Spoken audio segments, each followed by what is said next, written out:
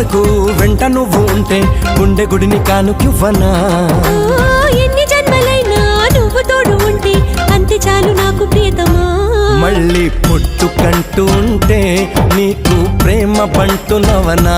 స్వర్గం అన్నదంటూ ఉంటే అది నీ గుండె వాకిలననా.